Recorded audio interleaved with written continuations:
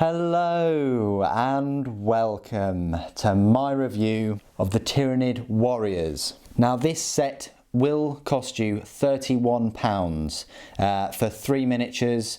People thought £35 for 3 Death Shroud Terminators was a lot. Well, this is just a few pounds less and substantially less detail in my opinion. But anyway, the reason why I'm reviewing these is because they come in the old Tyranids Start Collecting set, which I'm a big fan of because you get the Hive Tyrant in there where you can build lots of different versions of the Hive Tyrant. You get these 3 guys and you get some gargoyles, which, you know, they're gargoyles. They're not amazing, but the set does come with them. So I have unfortunately found out that after I've built them all, this is not the most competitive way to build them. You're best off going for them with the guns and this massive cannon thing. But then anyway, I've just got 3 from another game set, box set at some point somehow. But these are the 3 that I got in the Start Collecting set that I built. So if you were to get them separately, £31 for 3, so it kind of works out as £10.33 or whatever each, which isn't too bad for this sort of 50mm sized base model. They've got an alright amount of detail. You can equip them in loads of different ways, everything from scythe and talons to rending claws to bone swords, bone sabres, cannons, bigger cannons, you name it, whips. Oh, it's got a load of whips. There's more whips in this set than 50 Shades of Grey, I think. But either way, you can equip them with all these kind of weapons. Here I made a Tyranid Prime, which is kind of like a little baby Hive Tyrant, from what I've heard. But you can really have this Tyranid Prime as a separate HQ choice if you want, or you can just have him in your warrior squad as just a warrior. But you can tell that it's a Prime because he has these big 1980s shoulder pads and a much scarier sort of head and face and everything, and a scarier sort of carapace thing going on, and a, you know, pointier, sharper little tail with some pincers on it. Great for harder to reach items on shelving. Anyway, also got this one that's about to completely scissor some poor humanoid or something into 2 pieces with these scythe and talons that are retracted. He's basically like, look at my sword skills, look at my sword, and before you know it, you get these 2 things jabbed in your sides, and it's not a pleasant way to go, I can tell you. So they're the Hive Warriors. I did get 3 in another set in like a box game. I think it was the one with the Space Wolves at some point, because I've got a Carnifex from somewhere as well, from those sets. But I've got these ones again, armed with different things. This is the whip, aforementioned whip, with some studs on, so very, very kinky. These Tyranids, they love giving other races pleasure and pain at the same time, and he's even brought a little jumping spider friend with him. So, well, they all have actually. Yeah, they've all got them on. And this guy has many scythes and many swords, and yeah, excellent looking models still, even though their kit is quite old now. And then this whopping great big cannon thing. I think it's a Venom Cannon, but I'll have to look at the rules, and I'll go through them in a moment. But first of all, let's do some size comparisons. So I have your typical kind of Gene Stealer right here, just flailing about.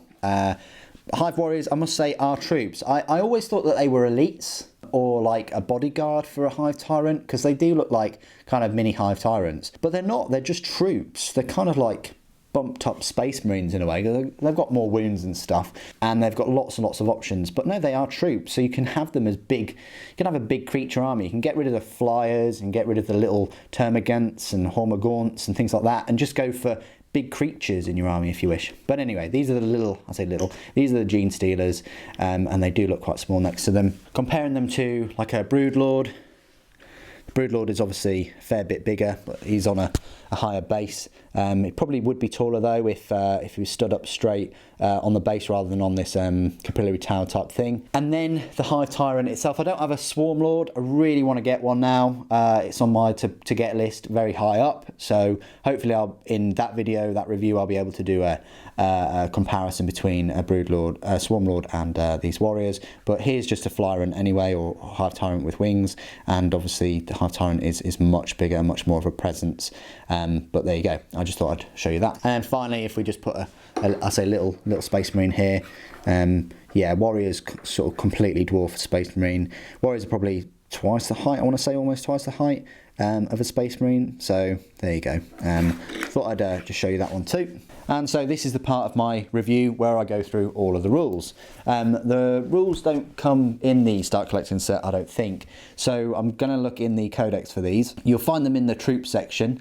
They are a power level of 5, which is one more than 5 Gene Stealers, but you're getting 3 of them. So that is 9 wounds compared to your 5 Gene Stealers, which are pretty much only 5 wounds. So you're almost getting double the wounds there. You're getting a better save base. You have to spend a bit more money and forego an ability with Gene Stealers to get that 4+ save that comes with equipping them with extended carapaces.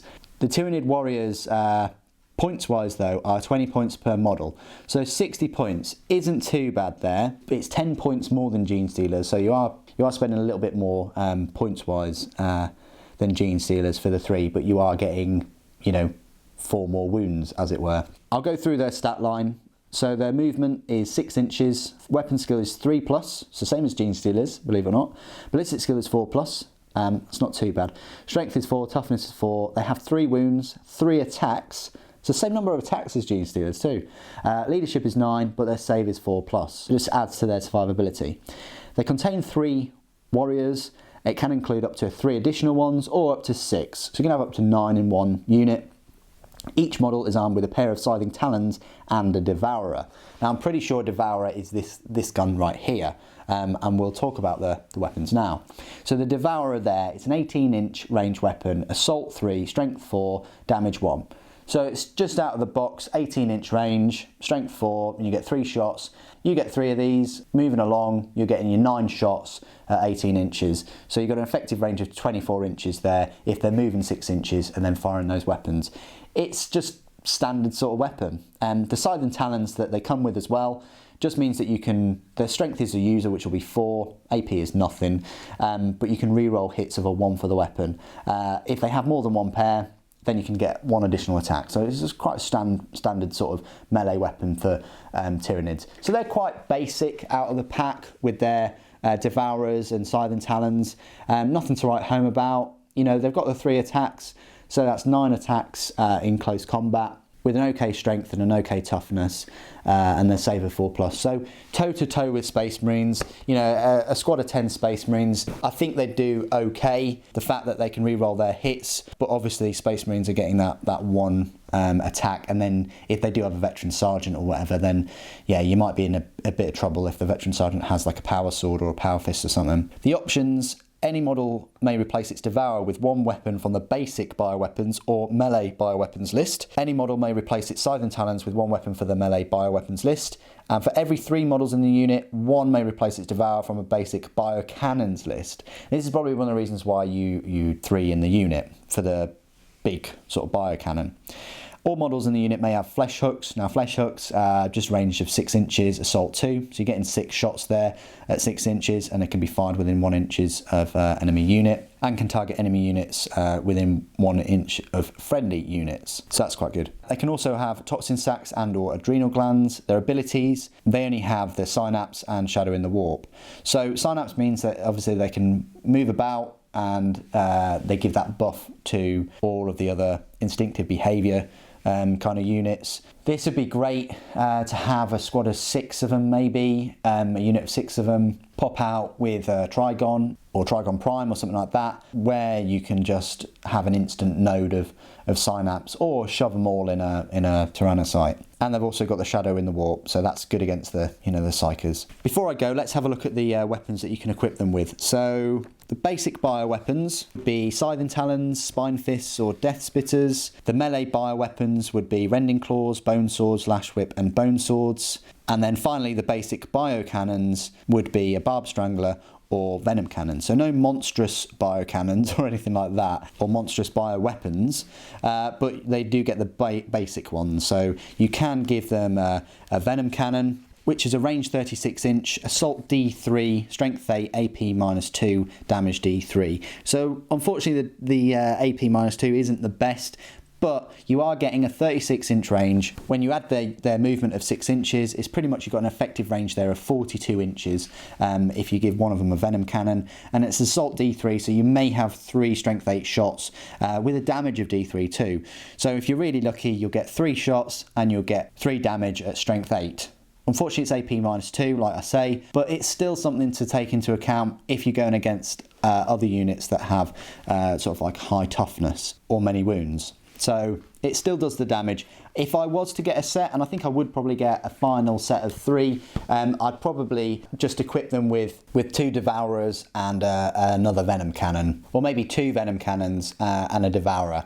And then that way that gives me an option to have 1 unit with 2 Devourers and a Venom Cannon, and then the other 2 units that are melee to have them with Venom Cannons. But I definitely would think about getting another set, which is really what bugs me, pardon the pun, bugs me about the old Tyranid Start Collecting set, which is, 2016 they say, so it's only been out like a year. The fact that they're kind of discontinuing it, because I'll definitely buy that set again, maybe even twice. Whereas the newest set, I'm done with just buying 1.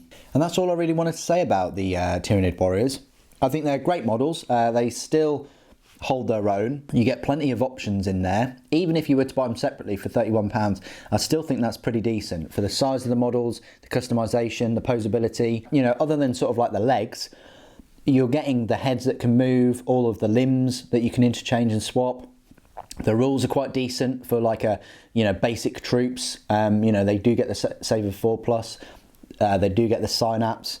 You can have one of them with a lovely strength 8 weapon. Overall, they're just a decent choice. They're not particularly amazing at anything. They're just good at a number of things. Very solid choice. Unlike sort of Gene Stealers, which are very specialised in melee and aren't very survivable. And unlike Termagants that rely on vast numbers to re-roll their shots, and they don't have particularly amazing weapons. And I think they're definitely one up from Hormagaunts as well, which again rely on large numbers that aren't survivable either. If you want a Tyranid force that is survivable, that does have a nice selection of options that you can kit them out, you can't really go wrong with the Warriors. They're as close as sort of to Space Marines as such as you can get in the force, but they're just nastier looking, bigger creatures, and they look great with a sort of big monstrous creature force too. That's all I really wanted to say about the Tyranid Warriors.